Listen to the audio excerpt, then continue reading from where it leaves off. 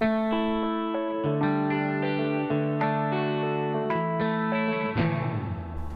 verano y las vacaciones se prestan siempre para una buena lectura.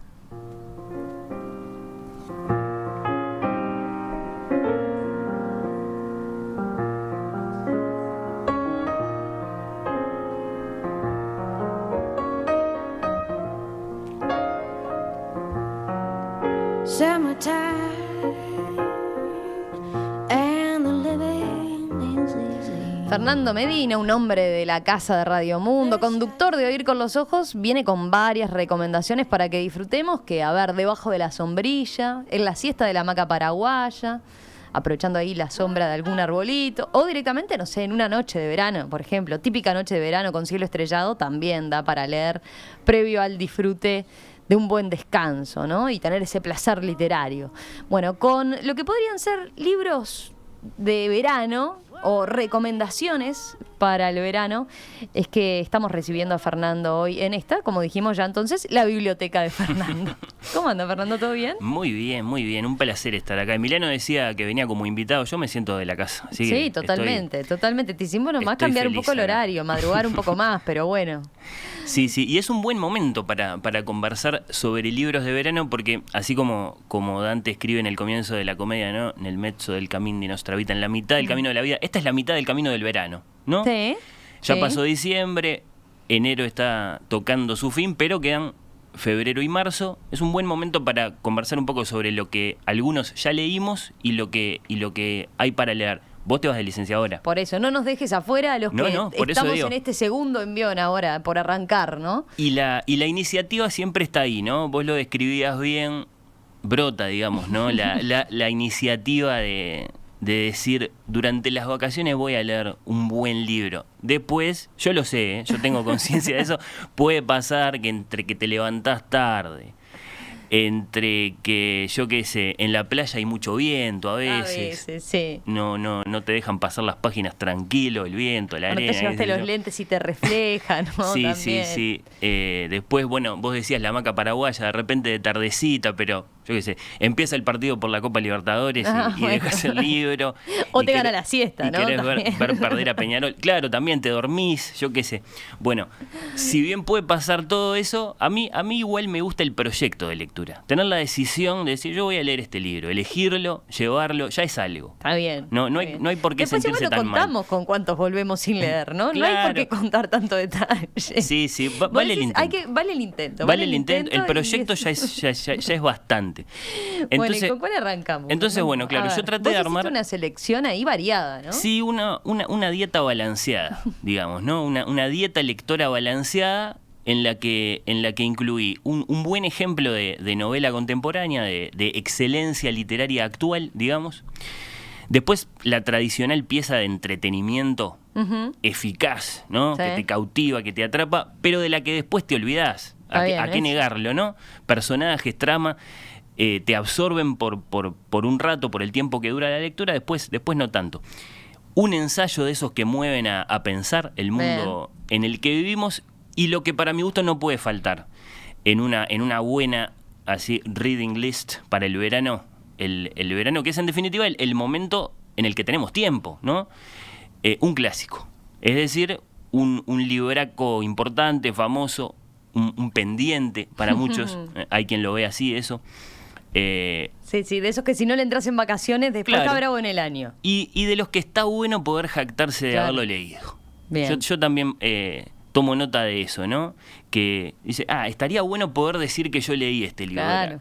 Poder tener la experiencia de haberlo leído encima para después, bueno, tener tema de conversación, qué sé yo. La cucaracha de Ian McEwan. Arranco por la novela contemporánea de excelencia. Yo hablé de Ian McEwan cuando hicimos la mesa de diciembre por su novela anterior, que se llamaba Máquinas como yo. Esa era una novela distópica, de esas que transcurren en el futuro y que, bueno, plantea desde la imaginación temas muy diversos. Esta tiene un tema que es de urgente actualidad, lo hablaban recién en la tertulia, el Brexit. El tema de esta novela de Ian McEwan, que es un inglés, que es un buen ejemplo del escritor inglés contemporáneo. No es un gran erudito, no es Dickens, no es Shakespeare, es un autor que incluso ha sido acusado de plagio, y con razón, varias veces. Sí, es un autor bastante irresponsable, no es muy brillante cuando da entrevistas, me parece. Y a mí me interesa tomar nota de esto porque es ilustrativo de cómo son los grandes escritores de nuestro tiempo. No necesariamente son intelectuales, eruditos, grandes exponentes del mundo de las letras. Ese Thomas Mann que te escribe la novela mágica y se compromete con los grandes asuntos vinculados a la Segunda Guerra Mundial. Ese Jorge Luis Borges que es excelente en el cuento, en el ensayo, en el poema. No, de repente el escritor de nuestro tiempo es bueno inventando y contando historias. Y no le pidan mucho más que eso. Eso es McEwan, que es un excelentísimo escritor. Y acá, en esta novelita muy breve que se llama La cucaracha, y de la que vos ves el dibujo de la portada, Romy, es simplemente eso, una cucaracha, pero que lleva encima la bandera de Gran Bretaña. Bueno, en esta novelita hay 2 homenajes que a mí personalmente me encantaron. El primer homenaje a ese libro de destino tan insólito que es Los viajes de Gulliver, un libro del siglo XVIII en realidad, escrita por el más amargo de los clérigos irlandeses, Jonathan Swift, que es un remedo de las crónicas de viaje. Era muy común en ese tiempo agarrar el tipo de libro que estaba de moda y parodiarlo. Eso es lo que hace Cervantes con Don Quijote, parodiando las novelas de caballerías.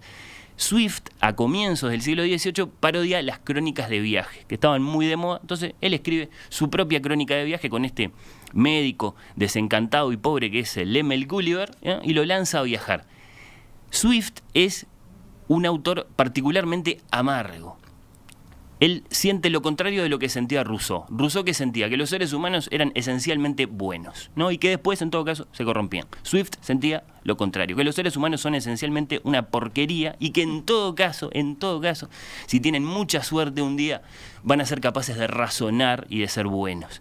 Entonces, claro, su bofetada a la sociedad de su época.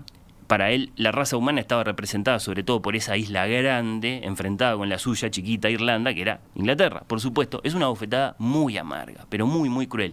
Después, el destino quiso que los viajes de Gulliver se convirtieran en una aventura infantil. Pero bueno, ahí están, en los viajes de Gulliver, este médico que es el protagonista, su naufragio, y una larga lista de espejos deformantes. Los liliputienses, que son esos seres humanos chiquititos de menos de 15 centímetros, que son, una de las formas de retratarnos que tiene este amargo autor. Los gigantes en la isla siguiente, los caballos que hablan en otra de las islas, y en la peor de todas, los yahús, que son unos inmortales que no son inmortales como los dioses griegos, que son jóvenes y hermosos, es decir, que no se mueren nunca porque se mantienen siempre iguales, sino que envejecen y envejecen y envejecen y padecen todos los males de cualquier ser humano, excepto la muerte, lo cual los convierte en seres de horror. Por supuesto, todas estas son metáforas de cómo somos y de cómo son nuestras miserias. El pobre Swift nunca pensó que ese salvaje relato se iba a convertir en una inocente aventura. Pero bueno, ahí quedó Los viajes de Gulliver como ejemplo de sátira política, porque en cada uno de esos personajes, el pequeñito, el gigante, el caballo que habla, el viejo que no se muere, están retratados bajo la forma de un espejo deformante, los seres humanos en la mirada de este amargo pensador. Hay un homenaje a Swift en La cucaracha y hay un homenaje a Kafka que queda de manifiesto en las primerísimas páginas de la novela, que dice: aquella mañana, al despertar de un intranquilo sueño, Jim Sams, inteligente pero de ningún modo profundo, se vio convertido en una criatura gigantesca. Durante un largo rato permaneció de espaldas, no era su postura favorita, y miró con consternación sus lejanos pies y sus escasas extremidades. Y sigue McEwan describiéndolo a un ser humano, que sin embargo es un insecto. Es decir, el homenaje a Kafka es poner al revés la fórmula de la metamorfosis. Claro. En la metamorfosis, Gregorio Samsa se despierta y de pronto es un insecto, ¿no? Y después sobreviene toda la aventura hiperrealista de la metamorfosis. Acá es al revés. Es una cucaracha que se despierta y de pronto se da cuenta que es un ser humano. ¿Y a quién se parece esa cucaracha? No es cualquier ser humano, sino que es el primer ministro inglés. ¿no? Ese es el rol que le toca en el mundo a esta cucaracha devenida en ser humano. Y acá volvemos a Swift, es decir, de Kafka volvemos a Swift, a la sátira política, a un primer ministro muy reconocible y con ideas muy reconocibles, ideas particularmente locas, como si hubiera dicho, bueno, a la manera de una parodia en carnaval, de un cuplé en carnaval, ¿cómo me puedo burlar de un modo interesante, de un modo eficaz, de un modo que refleje mi pensamiento del actual primer ministro Boris Johnson? Entonces la idea de este primer ministro, que es una cucaracha, es revertir el flujo de la economía. Puede sonar algo que tendría que explicar Pablo Rosselli o algo así, pero no, es muy sencillo, revertir el flujo de la economía, es decir, que vos pagues para trabajar y que a vos te paguen por comprar cosas. Y esta es la idea genial que se le ocurre a este primer ministro y que supuestamente va a solucionar todos los problemas de los ingleses. ¿Es el reversalismo, le llama? ¿Algo así? Sí. Claro, por supuesto, se trata de una idea hiper disparatada que recuerda la idea más disparatada de todas cuantas se le ocurrieron a Jonathan Swift. Se discutía mucho en aquel amanecer del siglo XVIII el tema de los niños en la calle, en Irlanda. Problema de los niños en la calle, ¿qué hacemos? Se discutía en el Parlamento, a nivel de opinión pública. Y a Swift lo amargaba tanto la frivolidad con la que se discutía este asunto, que lanzó un textito que se llamaba Una modesta propuesta para solucionar el problema de los niños en la calle. Entonces se publicó esa propuesta, la leyeron los irlandeses, algunos con desconcierto, otros con escándalo, otros con, bueno, sin palabras, sin reacción. ¿Y qué decía la modesta propuesta?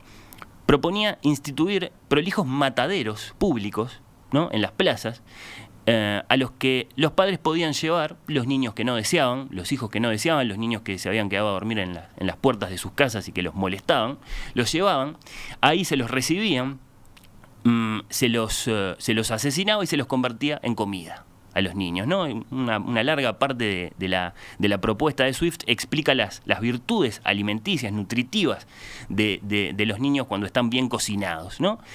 Esa comida después se vende y de ese modo el sistema se financia. Era brillante la idea, según Swift, ¿no? Entonces, claro, lo que decía, desconcierto, perplejidad, ¿qué es esto? ¿Qué clase de texto, qué clase de propuesta es esta? Bueno, lo que nosotros ya comprendemos, una bofetada a la frivolidad con la que se discutía el problema de los niños en la calle, ¿no? Que lo amargaba muchísimo a este autor y que lo llevaba a ese tipo de sátira tan salvaje. Bueno, algo de eso intenta lograr acá McEwan con esta cucaracha que propone la loca idea de revertir el flujo de la economía para solucionar todos los problemas. Y después que cada uno saque sus propias conclusiones. A ver cuánto se parece esta cucaracha a Boris Johnson, por ejemplo. Sí, y cuánto sirve para que nuestras mentes políticas, desde lugares protagónicos o desde los simples lugares de ciudadanos, reaccionen, ¿no? A propósito de si estamos pensando bien los temas que nos competen. A mí me encantó. La cucaracha de McEwan, por eso la pongo en ese lugar de, bueno, una novela de excelencia contemporánea de nuestro tiempo, porque se publicó ahora nomás, se acaba de traducir, de hecho es de enero de 2020 la edición de Anagrama, esta de McEwan. Bueno, pasamos ahora al entretenimiento puro, como lo definiste. Entretenimiento puro, el maestro del terror Stephen King. Capaz que tenés presente, si no alguna de sus novelas, alguna de las películas que se han hecho con sus novelas, Romy. Sí. El Resplandor, Misery. Serie La Torre Oscura. Cantidad, ¿no? De sus novelas a cine, a series. Sí, y muchas veces participando él mismo, por supuesto. Además de, muchas veces, con directores de primerísimo nivel. Stanley Kubrick, The Shining, por ejemplo, es un buen ejemplo de hasta dónde han llegado las novelas de este autor, maestro del entretenimiento. Yo lo respeto mucho. Produce uno de estos libracos que vos porque a veces es muy criticado, ¿no? Por demasiado comercial, pero porque se repite, porque son fáciles y de fórmula sus novelas, qué sé yo. Y sin embargo... Y bueno, pero tiene la receta también, ¿no? Claro, él ha logrado dominar el oficio de narrar para el entretenimiento de un modo, bueno, bastante único, ¿no? Incluso superando a algunos de sus pares en otros géneros. Pienso en John Grisham, que escribe famosas novelas de abogados y jueces y qué sé yo, y que ya hace un tiempo que viene en declinación. Stephen King sigue logrando tremendos éxitos con sus novelones, este lo es. Sí, porque es bastante extenso, de más de 600 páginas. Bueno, este se titula El Instituto. yo conversaba con otros lectores de Stephen King, yo no lo soy tanto, ¿no? Pero cada tanto cuando me da curiosidad me asomo y decían, bueno, este es Stephen King clásico, ¿no? Es decir, el Stephen King con niños o jóvenes, adolescentes, protagonistas, es el Stephen King de horror propiamente, que no se mete en política ni en actualidad en general. A mí me remitió a otra cosa, sin embargo, yo me acordaba de una novelita de Bioy Casares que se llama Plan de Evasión, porque acá también, como en aquella, lo que hay es esencialmente un lugar muy misterioso, muy siniestro y un plan de fuga. El protagonista es un chiquilín al que le matan a los padres y se lo llevan secuestrado a un lugar que se llama el instituto, en el que te premian si haces las cosas bien y te castigan de manera muy severa si haces las cosas mal. Y en el que hay otro pabellón, un lugar que es típico de fórmula de misterio, ¿no? Vos estás ahí encerrado, no sabes qué está pasando y a su vez escuchás hablar del otro pabellón, en el que no sabes quién está ni qué es lo que pasa. Uh-huh. Y este protagonista, bueno, va a vivir varias aventuras, todas muy aterradoras, lo logra muy bien eso Stephen King, realmente te atrapa con su fórmula, y después te va a proponer el plan de fuga, que es realmente apasionante. Lo que sabés desde el principio es que esos niños que están encerrados ahí no son niños cualesquiera, sino que son niños con altas habilidades o con habilidades especiales que tienen que ver con lo paranormal. Y eso, digamos, abre la novela a muchas otras dimensiones, se vuelve muy atrapante, muy atrapante. Hasta ahí tenemos, entonces, novela de excelencia y novela de entretenimiento. Hacemos una breve pausa y ¿te parece seguimos con lo otro? Dale, ¿con lo que sigue?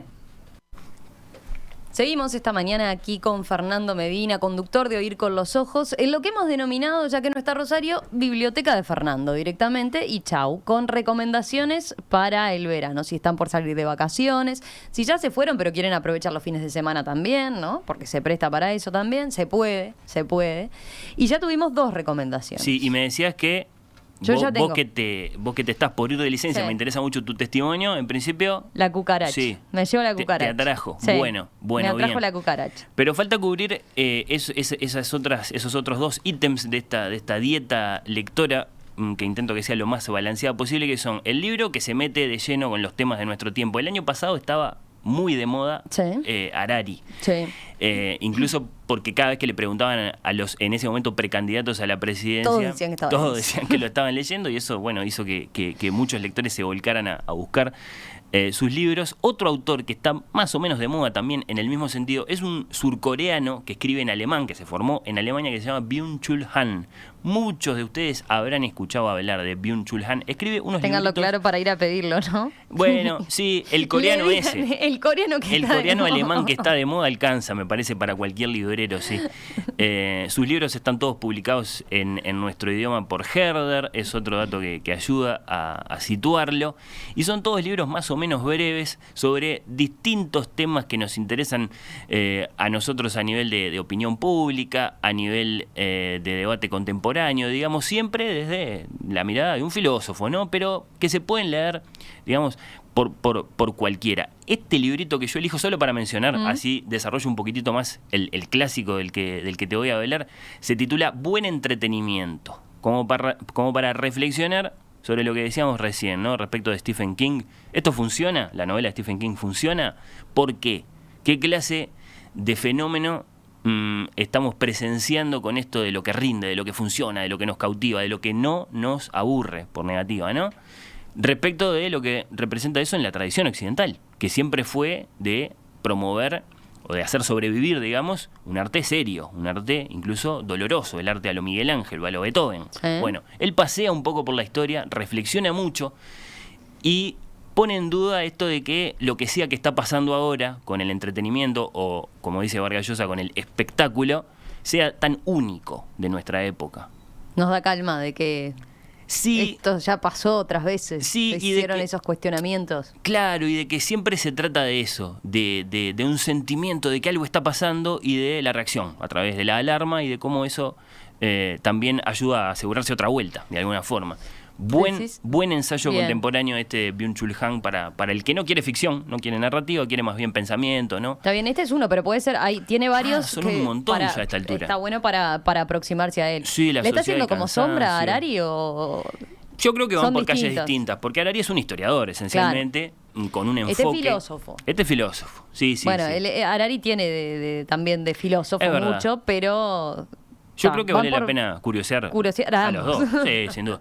Pero falta ese clásico. ¿Y qué clásico iba a elegir yo? Bueno, sabiendo que iba a conversar contigo de las 10 novelas que yo suelo considerar cuando pienso en esa expresión, ¿no? Los clásicos. Hay 10 novelas que vienen a mi mente siempre y que cubren un periodo de más o menos 2 siglos y pico. Y como vos tenés esa pasión por los temas de historia rusa, Romina, lo hemos hablado, dije, no puede ser otra que Guerra y Paz, la gran novela de León Tolstoy, ¿no? Y acá la tengo. El gran asunto con Guerra y Paz, si vas a decidir que esa es tu lectura de verano, por supuesto, es la decisión de leerla, ¿no? Porque es muy extensa, son casi 1000 páginas, en algunas sesiones más de 1000 páginas. Entonces, claro, impresiona, primero que nada, por eso, por su tamaño, ¿no? Vos sabés que hay que sumergirse, o sea, hay que estar dispuesto a entrarle. Claro, vos sabés que si decidís leerla vas a tener que renunciar a muchas otras lecturas y a una, a partes de tu vida vas a tener que renunciar para leerla, pero bueno. Pero tenés... ¿Quién? Bueno, yo ya podés decir, ¿no? Lo leí. Sí, yo creo que vale la pena. ¿Sí? Cuando vas por la página 300, por decirlo así, te olvidás de todo eso. Ya te olvidás de que es una montaña que estás escalando, te olvidás de que querés leerla para jactarte de que la leíste, simplemente estás ahí. Yo vuelvo mucho sobre una imagen, ¿no? Ya que te gusta la historia rusa, Romina. La mañana del 7 de septiembre de 1812. Hay un campo y hay 2 ejércitos muy grandes, ¿no? El ruso y el francés. Decenas de miles de cadáveres cubriendo ese campo, ¿no? Se habla de unos 70.000 cadáveres. De un lado, Mikhail Kutuzov, del otro lado, Napoleón Bonaparte. El ejército ruso se retira, le cede al ejército francés el terreno, la posibilidad de avanzar hacia Moscú, lo cual sabemos era una trampa, una especie de trampa. Y en un lugar de ese vasto terreno, en un mirador ahí junto a un equipo de artillería, así lo dice el libro, un extraño observador, un ruso de unos 35 años, que es un poco un loco que se quiere sumar a la batalla o por lo menos dar una mano, pese a que no tiene ninguna clase de entrenamiento militar, pero de espíritu muy perplejo, ¿no? Hondamente filosófico, que sabe bien qué cosa es participar en una batalla desde su lugar, porque, bueno, él había estado en Crimea en 1854, y acá mezclo las cosas, claro, que se deja llevar por el patriotismo, pone a prueba el coraje, y que desea entender algo muy, muy profundo. ¿Por qué la guerra? Este personaje, este mirador, esta figura que vemos ahí a lo lejos en el campo de batalla es un poco el protagonista de Guerra y Paz, que es un muchacho que se llama Pierre Besukhov, y por otro lado es el propio Tolstoy, que quería entender por qué la guerra, ¿no? Guerra y Paz transcurre en un periodo bien señalado de la historia, 1805 a 1820. Es decir, que vamos de la guerra a la paz, del tiempo de las guerras napoleónicas, de un tiempo temprano, cuando Napoleón andaba por Austria, qué sé yo, y los rusos, muchos rusos, simpatizaban con él porque veían en él una esperanza, un futuro de libertades, ¿no? Y por supuesto los conservadores que defendían la Rusia imperial. Después la guerra, ¿no? La Moscú incendiada por los rusos como trampa para derrotar al ingenuo ejército francés comandado por Napoleón Bonaparte. Y 4 grandes familias, ¿no? Los Besukhov, los Volkonsky, los Kuragin, los Rostov, ¿no? De las que vamos a conocer a todos los parientes, porque en Guerra y Paz hay algo así como 500 personajes, entre los históricos y los ficticios, bueno, arreglándoselas en tiempos de guerra hasta que sale el sol. Es un viaje como no hay ningún otro en la literatura, como no hay ningún otro. Es decir, tal vez Moby Dick, tal vez, pero en otro sentido, Los Miserables. Guerra y Paz es una experiencia única de lectura, insisto, como no hay ninguna otra, con esa pregunta en el corazón: ¿por qué la guerra? Tolstoy reflexiona mucho narrando y reflexiona mucho filosofando. Todo el epílogo de la novela es de tipo filosófico. Él se mete ahí con unas ideas de esas que corresponden a esa disciplina que se llama filosofía de la historia. Y mirá qué curioso esto. ¿Sí? Tolstoy termina concibiendo una idea, ¿no? Que, digamos, pone por escrito en un librito que se llama El reino de Dios está en vosotros, que después, un poquito más tarde, entrado el siglo XX, a un famoso pelado de lentes le gustó mucho esa idea y se carteó con Tolstoy. ¿Cuál era esa idea? La idea de la resistencia no violenta. Esa idea, tan identificada con Gandhi, es de Tolstoy. Nace en sus reflexiones acerca de este libro, en el que él pone a estos personajes que son Alejandro, el zar de Rusia, Kutuzov, el militar, Napoleón, por supuesto, que tienen muy claro lo que quieren hacer, tienen muy claras sus ambiciones, y están dispuestos a mandar a miles de compatriotas a la muerte por esas ambiciones, pero al mismo tiempo no saben muy bien por qué. ¿Por qué la guerra? ¿No? Él los retrata así, los retrata muy profundos. Y la respuesta va por ahí, la respuesta va por el lado de que hay una ambición humana o una aspiración humana a perseguir que tiene que ver con eso, con la resistencia no violenta. Una idea que, insisto, le gustó mucho a Gandhi, y Gandhi la había tomado de Tolstoy. Así que para entender un poco el siglo XX por ese lado, también vale la pena leer esta novela, más allá del placer de esos salones y de esos campos de batalla y de esas conversaciones entre los personajes que son el puro deleite de la lectura de Guerra y Paz. Manuel dice, coincide por ejemplo contigo, dice La Guerra y la Paz, vale la pena, una maravilla, lo estoy terminando. Se ve que se tomó la decisión, efectivamente, y bueno, no se arrepiente en absoluto. Es cierto que yo soy un poco pesado con este libro, cada vez que me preguntan por un gran clásico al que darle la oportunidad, vas por este. 2 de 3 veces voy con este. Entonces, bueno, tengo algunos oyentes por ahí que con los que converso sobre el libro. Lucía después está encantada con tu crítica literaria, lo mismo que Silvana, ¿eh?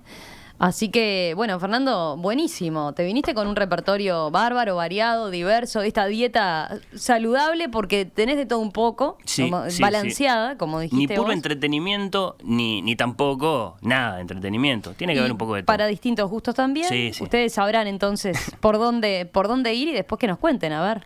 ¿Qué les parece? Sí, me interesaría mucho tener devoluciones. Tuyas, por ejemplo. Bueno, dale. Yo en 15 días después te cuento. Después conversamos. Gracias, Fernando. A ustedes, chao.